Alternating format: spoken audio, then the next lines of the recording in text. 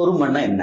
பொறுமைன்னா நம்ம ஒண்ணு விளங்கி வச்சிருக்கோம். யாராவது அடிச்சா வாங்கிக்கிறது, அமைதியா இருக்கிறது, யாராவது திட்டினா ஏத்துக்கிறது, அதுக்கு பேரெல்லாம் பொறுமை இல்ல சார். பொறுமை அப்படின்னு சொன்னா, தேங்காய் மரத்தை நம்ம நட்டு வச்சோம் அப்படின்னு சொன்னா அது எப்ப காய் காய்க்கும்? வாழை மரத்தை நட்டு வச்சோம்னா அது எப்ப நமக்கு வாழைக்காய் தரும்? ஒண்ணுக்கு டியூரேஷன்ஸ் உண்டு.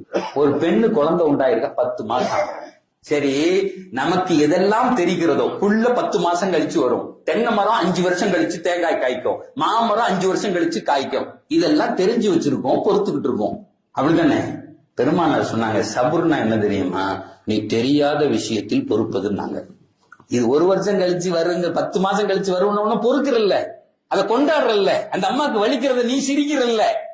பெருமானார் சொன்னாங்க, சபுர் அப்படின்னா என்ன அர்த்தம் தெரியுமா? சிஸ்டத்தோடு பொருந்தி போவதுன்னாங்க. உனக்கு எதுக்கெல்லாம் டியூரேஷன் தெரியலையோ, காலம் வரலன்னு சந்தோஷமா இருக்கணும். என் நல்லா நிகழ்த்தி காமிப்பான், அதுக்கு பேர் தான் சபுர்.